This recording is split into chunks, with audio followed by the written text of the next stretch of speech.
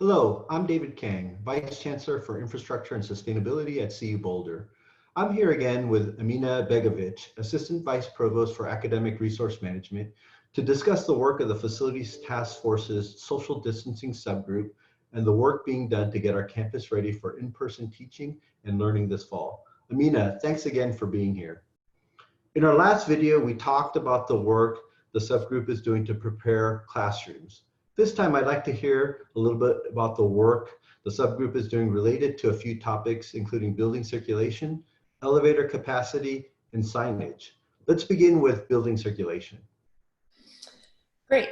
Yes, in fact, we have been working on developing plans that are unique to each building and that address circulation in a way that allows us to minimize bottlenecks and crowding that often accompanies class changes. So our planners are working with building management to develop suggested directional pedestrian flows, similar to what you've likely recently seen in your grocery store and doctor's office.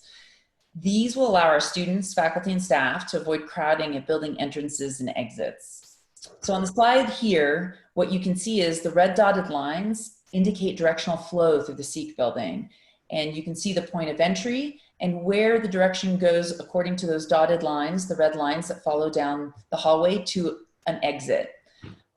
It's this coordination of pedestrian traffic inside of our buildings that's going to allow students and faculty to maintain the appropriate social distancing during class changes. Getting from floor to floor, of course, has plenty to do with building circulation as well. Tell us about the guidelines that will be in place regarding elevators and maybe even stairwells and how those complement each other. So part of this planning effort includes limiting occupancy in our elevators and redirecting our community towards the stairs whenever possible. And this is one of those great times where you can fit those extra steps in at work and when you're at school. As a community that I think really wants to protect our CU herd, we'll also be messaging the importance of prioritizing elevator access for those folks who really need elevators to travel between floors.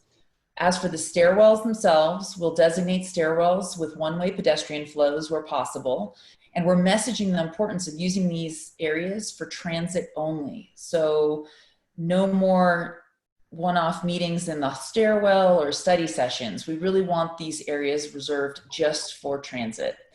All of the measures will help us ensure that we limit the potential for COVID transmission in our campus buildings this fall. Obviously, we don't expect everyone will be able to remember or even know of all of this off the top of their heads. Can you tell us about the operational signage you've been working on with the Protect Our Herd campaign? Absolutely. The signage that we've developed in conjunction with the Office of Strategic Relations and Communications is key to the successful implementation of all of the measures that I'm describing. We have signage posted at every building entrance to remind folks that they need to be healthy and wearing a mask whenever they're entering one of our campus buildings.